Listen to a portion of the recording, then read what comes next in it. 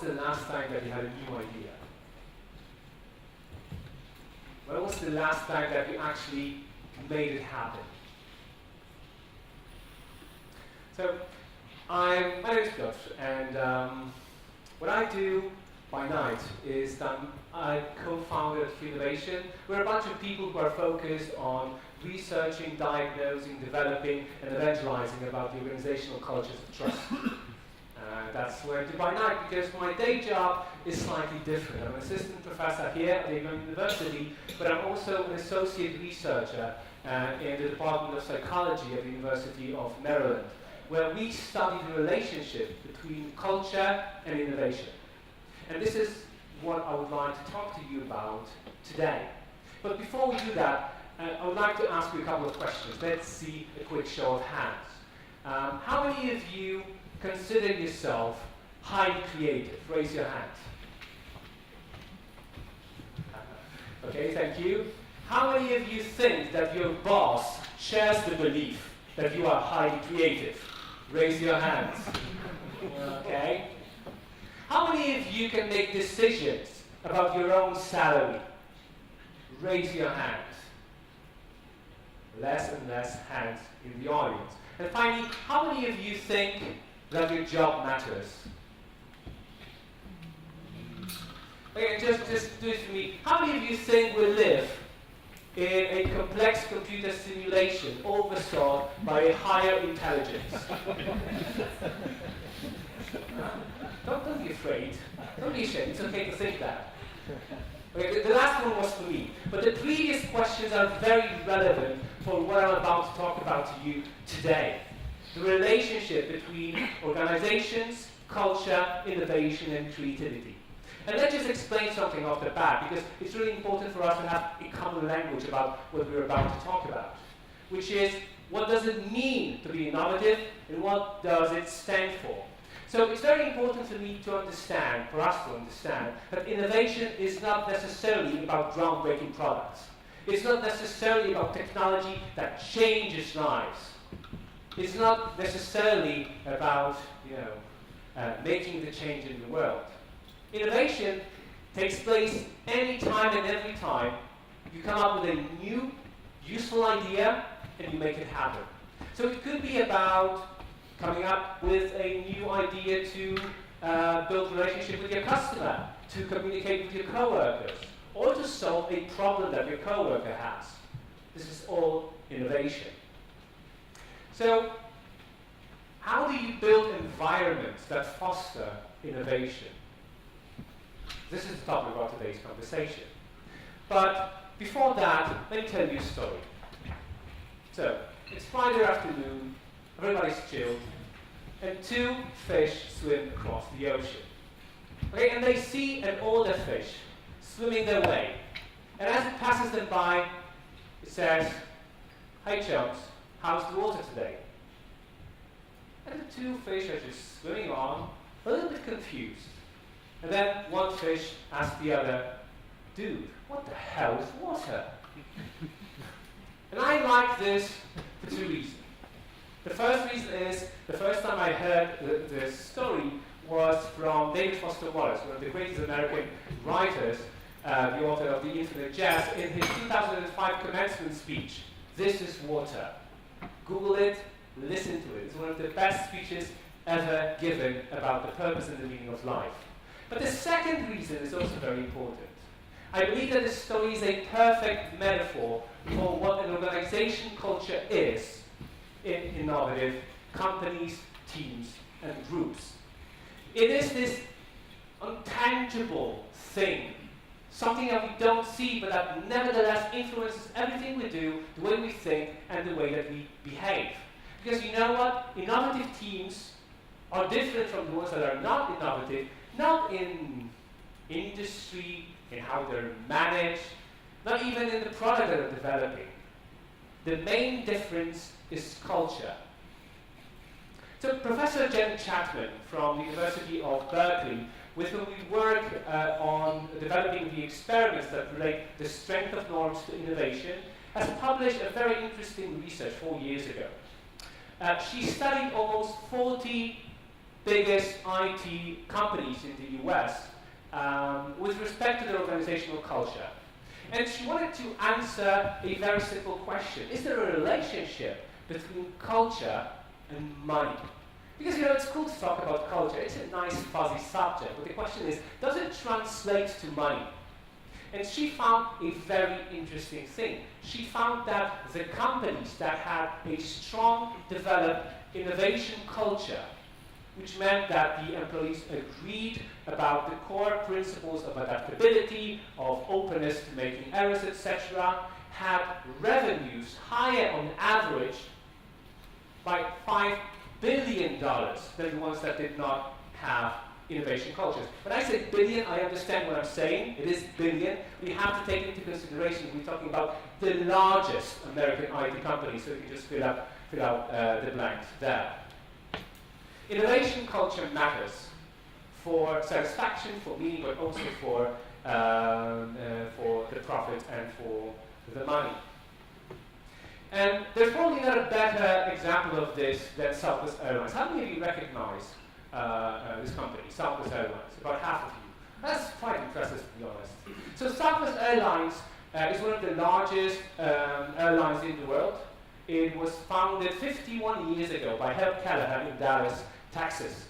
Kelleher was, well, still is, a lawyer, and he had absolutely no experience in the airline industry, which probably helped him in coming up with some of the most innovative ideas that the airline industry has ever seen. Today, it's not really innovative. We know how it works because that was the first low-cost airline in the history of the airline industry. Kelleher offered price tickets that were on average 50 to 60% lower than the industry standard.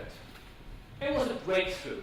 But the thing about that is when you consider it, that's not an advanced and complicated strategy. There's nothing amazing about coming up with the idea, hey, let's do this cheaper at a lower cost. Because Southwest did it in a very simple way. What they did is, for example, they limited the turnover time for a single plane to 15 minutes. To compare it with the industry standard, it was 35 minutes. Southwest Airlines planes are 12 hours in the air per day, compare it with the industry standard, which is 9 hours a day. So how did they do it? Well, they do it through culture. Because what's unique about Southwest Airlines is not their strategy, which is boring and simple, it's their culture. What was very important for Kelleher since day one was to empower the employees. It was to give the employees very high levels of autonomy. They could make a decision about a very wide array of areas in their work.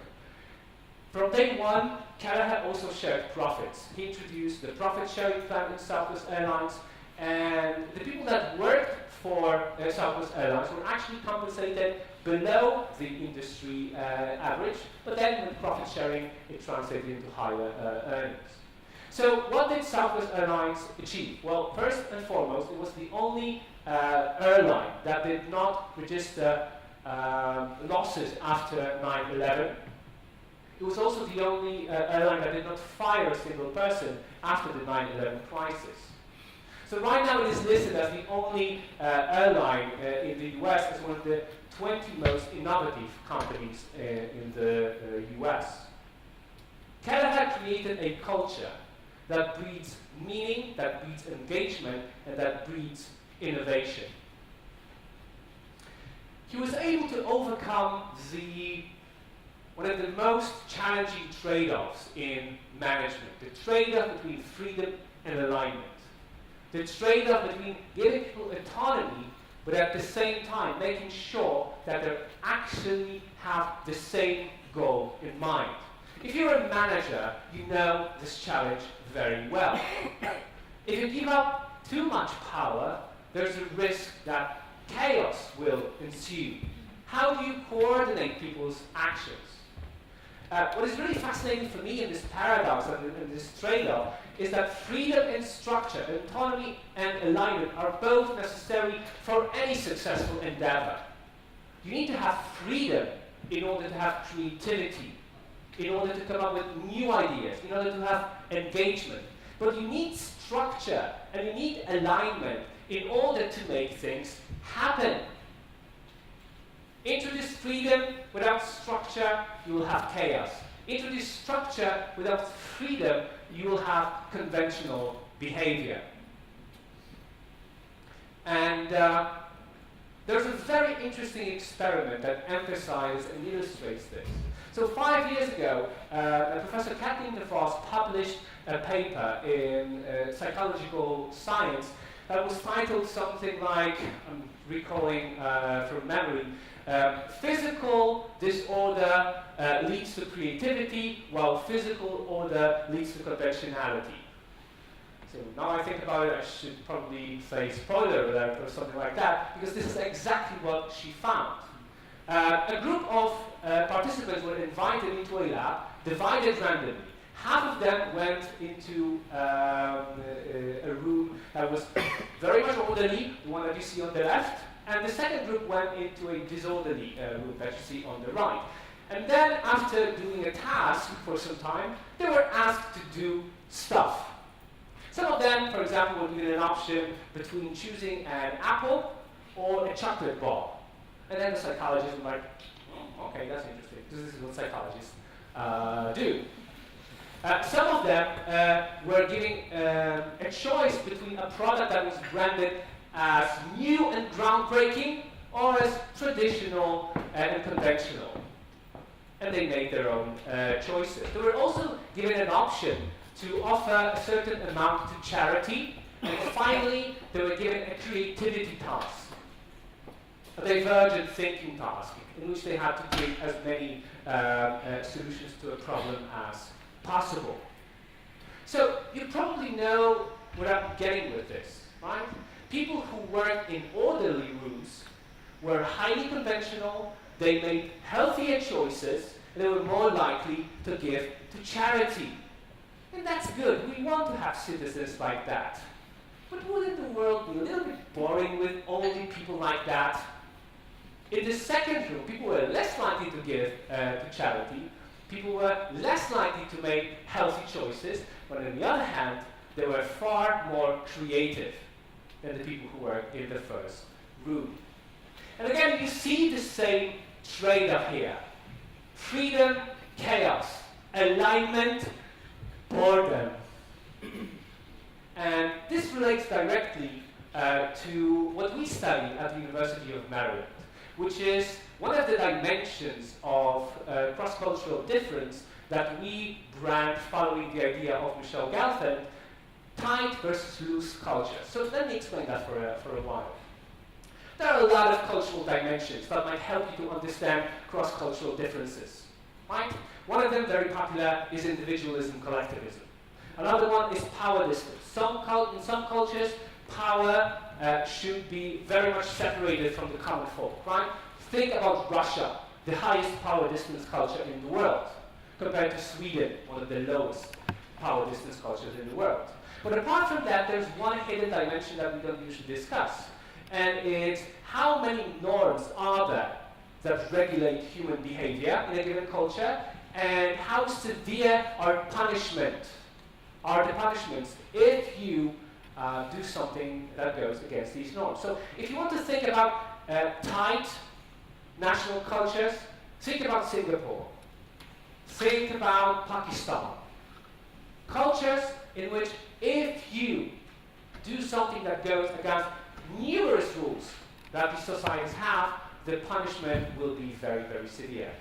Contrast that with New Zealand or the Netherlands, in which basically everybody can do whatever they want, and with the very few norms that exist there, even if you breach them, the consequences probably wouldn't be that dire. This can be adapted to organizations as well. There's a recent paper that we wrote a couple of weeks ago for Harvard Business Review that compares the cultures of Amazon's warehouses and Whole Foods supermarkets. So you probably know that about a year ago, Amazon bought Whole Foods Market, the largest organic supermarket chain in the US. And it seemed, from the business perspective, it seemed to be a perfect move. It's like, marriage made in heaven. I didn't make this shit up, this is actually the way that they described it. Marriage made in heaven. So after a year, you see empty shelves in the Whole Foods market. You see employees crying in the warehouses. You see employees at Whole Foods starting workers' unions everywhere in the US. So where did the love go? What happened? Well, probably one of the reasons was that the cultural differences in tight versus loose between Amazon and Whole Foods was not considered enough. Because Amazon, especially in the warehouses and the production and logistics, is an extremely tight culture. Everything is monitored. There are a lot of norms, a lot of goals. The behavior is very strictly observed, and every violation and deviation is punished. Whereas for Whole Foods, with their very hippie counterculture origins, there's a large degree of latitude, freedom, autonomy, personal relationships built between the patrons and the customers. The clash was and still is very severe, and we'll see what are the consequences of that. So what is really interesting about this paradox, about this trade-off between freedom and structure, between tight and loose culture, is that you can observe it on multiple levels. And what's fascinating for me is that one of the key differences between tight and loose cultures, or the dynamic between tight and loose cultures, is how innovation is handled. So excuse the way that the next slide looks, because it's taken straight of my current analyses in the analysis software, but this is what I'm currently working on. The relationship between cultural tightness, national cultural tightness, and innovation. So I'm interested in how different indices of creativity and productivity are related to cultural tightness. So what you see here is that the tighter the culture is, the higher the manufacturing as the percentage of the GDP. So you see, the tighter the culture is, the higher or the more important the manufacturing sector is, which I consider to be an indicator of structure, of alignment. But if you look at the video uploads to YouTube, which I consider to be a clear indicator of creativity, the more tight a culture is, the lower the number of YouTube uploads per 1 million citizens. And these two forces, the forces of freedom and structure, lead to a very interesting finding, something I'm exploring right now, that if you want to have an innovative culture, you need to find a sweet spot. You see, the relationship between cultural tightness and innovation indicators, the Global Innovation Index, is curvilinear, quadratic, which means that if you are on the lower end of the tightness-looseness continuum, your innovation is slow. But if you're on the higher end of the tightness-looseness continuum, if you're tight, you also have low innovation. The innovation, the highest innovation happens in the sweet spot, when the trade-off between freedom and alignment is overcome. So how do you build the cultures, the context, the water in which creativity and innovation breed naturally? That's the question that drives us. That's the question that drives us at the culture lab, and that's the question that drives us as FREENOVATION. And this is the question that we know is possible to answer, because there have been multiple examples from the decades of recent history that show that something like innovation factories actually exist. What do I mean when I say innovation factories? Well, innovation factories are actually those organizations, institutions, and businesses that routinized innovation, that found some kind of secret formula for building the structure and culture for delivering innovation in a predictable fashion. Probably the first such innovation factory was Menlo Park, New Jersey. The first workshop started by Thomas Edison. Thomas Edison is, I always find it funny, Thomas Edison is usually recognized as the inventor of the incandescent light bulb, which is funny on multiple levels. But this is not his greatest innovation in history, nor a phonograph. His greatest innovation was creating the first innovation factory by hiring highly talented people. You know, Nikola Tesla was one of them. By hiring the most talented and creative people, giving them high levels of latitude freedom, but at the same time providing them with very clear structure and goals, he was able to deliver hundreds, if not thousands, of patents that change the way the technology works. And if you look across history, there are multiple examples of institutions like that. You have DARPA, you have Bell Labs, you have the Xerox Research and Development Center, Xerox PARC. But today, if you look at Google X, if you look at IDEO, if you look at Pixar, those are innovation factories. The organizations that learn the formula for building the culture of innovation. So, excuse me, so what is this secret formula for innovation? So, at FREENOVATION, we asked this question, and we thought that we must have a very thorough approach to answering it.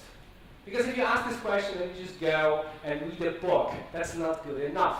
Case studies should never be more important than thorough analysis of data in answering important questions. And for us, there are very few more important questions than this one. So what we did is that we used two main sources of answering this question. One was our own experience in working for organizations that researched organizational culture and worked with organizations to make it better, and for innovative companies. So we worked with the Great Place to Work Institute in Copenhagen, we worked for Microsoft, but we also wanted to use the case studies and papers and books that describe the innovation factories from all over the world. So we used the case studies of Pixar, of Apple, of Lockheed Martin, etc., the companies that broke the culture of innovation code. But that was only one part of the story. The second, even more important for us, was to use decades of scientific evidence. I don't know if you know that, but science is cool. It's a cool enterprise. There are literally thousands of people right now trying to answer key questions about the way we live and about the way that we do work. And those people all over the world use the cutting-edge research to find the truth. So why not try to analyze the decades of research, especially that when it comes to the relationship between culture, climate, and innovation, you can say there's somewhat of a consensus in the field. Not the global warming level of consensus, but still more or less a consensus about what works and what doesn't in building cultures of innovation. So using those two main sources, we built a model. A model that monitors and diagnoses 24 dimensions of an organizational culture in order to predict its levels of innovation and creativity. And what we did is that we piloted the tool and we did some first studies in Poland. We studied more than 400 employees working for more than 250 companies, mostly from large companies and in IT. And we were able to identify 5 key elements that predict innovation on an individual level. Basically means that we were able to create a model that predicts 30% in the variance of individual innovation of an employee. We call this model the tree of innovation. And if you look at this model, there are some core elements that are straight and easy to apply in your practice as a manager, as a product manager, as a project manager, as a leader. So let's just talk about this for a while. So the first element that predicts innovation is whether your leader supports innovation. Whether your leader believes that you are creative. This is why I ask this question. The second part of this model is mastery. If you've ever read a book by Dan Pink, you know that mastery is one of the most important driving forces in what we do in work and in life. If you feel that you are competent, if you feel that people can come to you and ask you for advice, you feel empowered, you feel motivated, and apparently you are more innovative.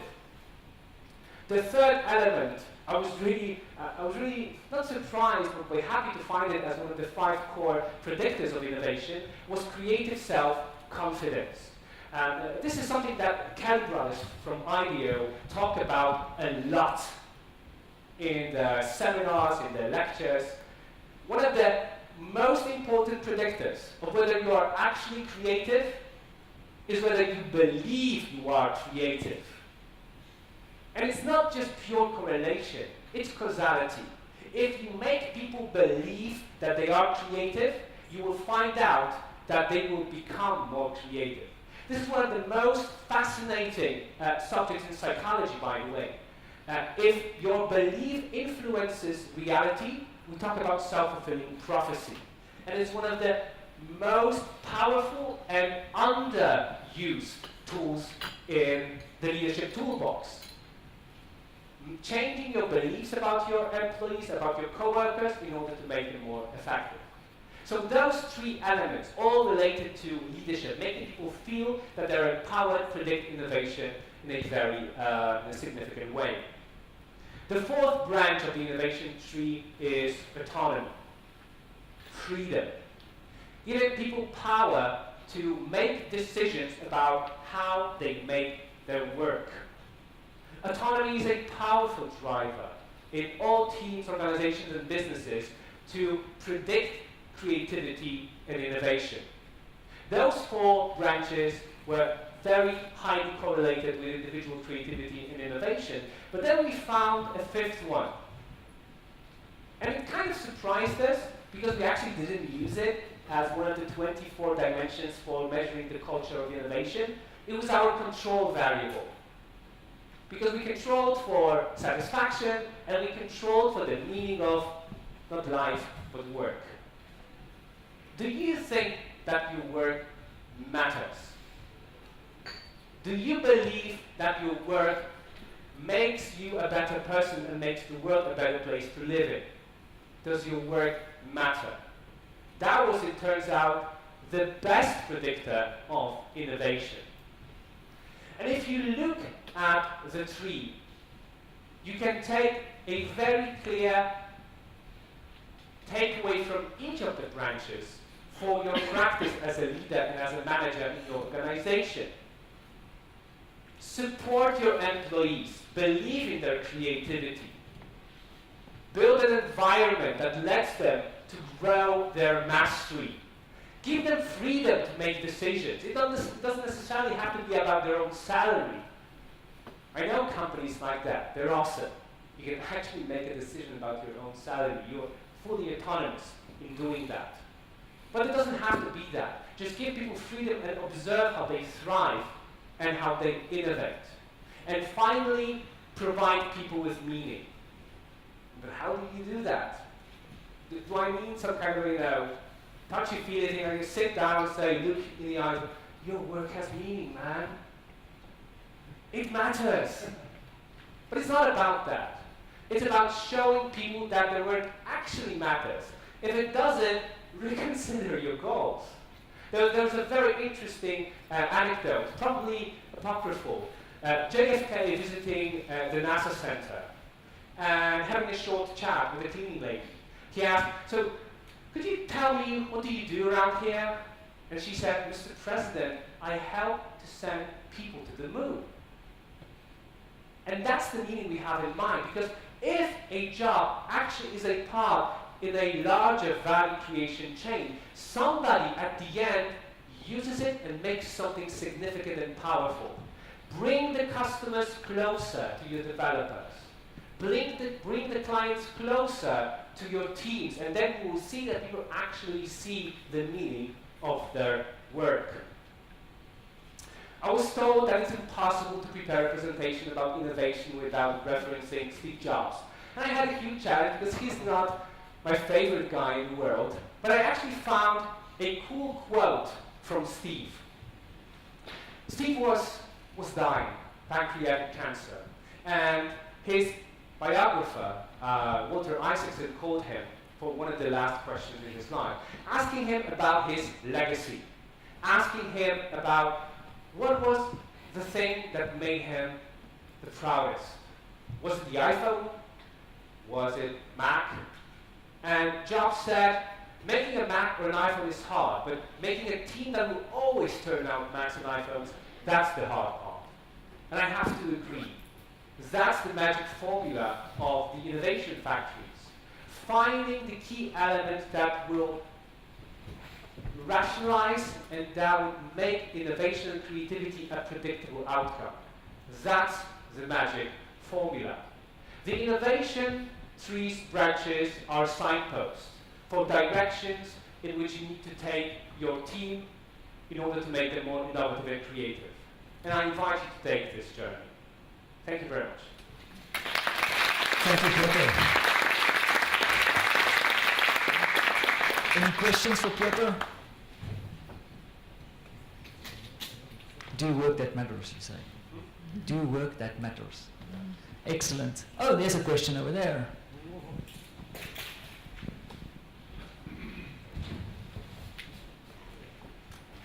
Hello, I'm also Piotr. So, what do you Very, think? very nice name. Agree. So, what do you think about the state of the innovation currently in Poland? Innovation what? Sorry? Innovation state of Poland currently, of our companies, country, and things like that. People. What I usually do when I get a question like that is I try to hide behind the numbers. It's always easier. And it's not good. Objectively speaking, at least the way that we try to quantify it by the number of patents, by the economic contribution, by the state of development of research and development centers, etc., it's one of the worst in Europe, right? And this is what indicators show, that we're way behind. I don't want to say the developed world, but I just did, so sorry.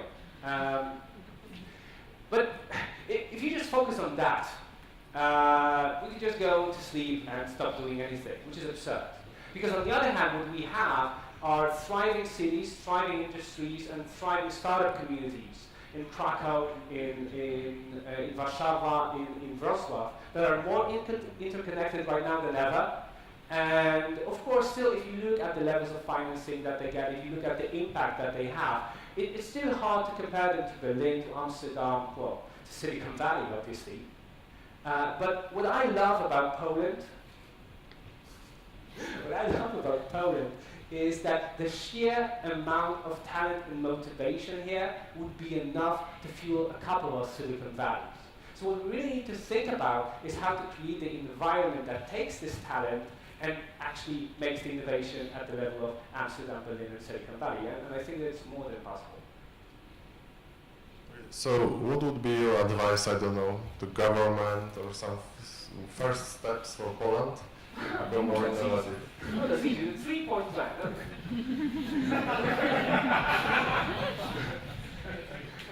The thing is, I would focus all my efforts on developing time machine. Look, if you look at 6 decades of the development or misdevelopment of this country, and you want to compare the indicators of Poland with Germany, well, that's just absurd, right? So it's really hard to boil down and to have a 3-step plan for the Polish government, right? There are a couple of obvious things, right? Invest in education. Education is extremely underinvested right now. There are these, just stop me anytime, okay? There's this narrative right now that, startup people are college dropouts. But they need colleges to drop out from. And it's really a different story to drop out from Harvard than to drop out from Politechnika Częstochowska. Cool place. I'm from Częstochowa, this is why I'm mentioning it, right? If you invest in universities, if you invest in higher education, if you invest in providing the highest quality of education and you get people together, this is the environment in which they have the best ideas. Diversity is another thing that's obvious. Get more immigrants.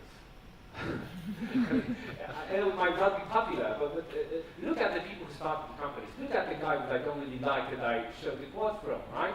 He was an immigrant. Look at the level of homogeneity in our country. It does translate into lower levels of creativity. More immigrants, more education, and more internationalization, right? Travel, meet people, because the creativity and innovation happens at intersections. But again, this is just something that I just come up with, and it's really hard to think about a three-step plan for the government. We live in a historical context. It's really hard to turn that story around, but the efforts are important nevertheless. Thanks a lot. Thanks.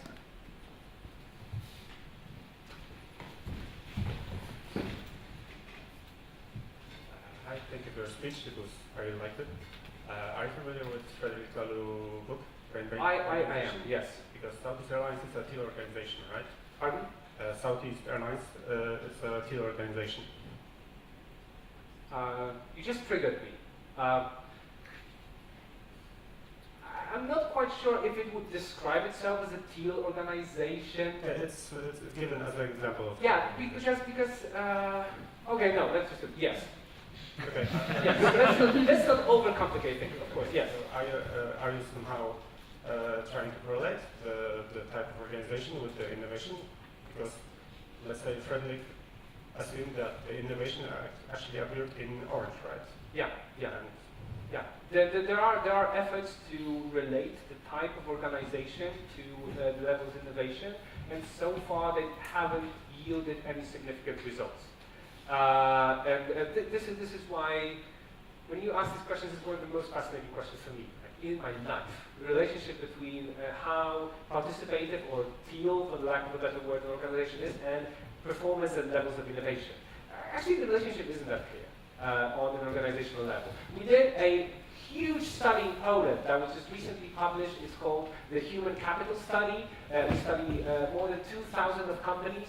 We measure how autonomous the employees are in making their decisions, what the culture is, and we correlate that with the innovation indicators. Far from perfect, the number of patents, etc., and there's absolutely no relationship. The one relationship that exists is that the larger it is, the more innovative it gets. Okay?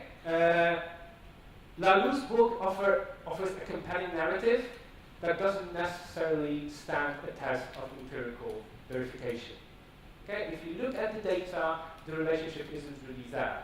And the larger companies have more money and resources to actually invest in R&D centers, and very often they come up with breakthrough ideas. It really pays off to be rich, to be innovative. Thank you. It's now time for a coffee break, a very important time for South African. Piotr, thank you very much.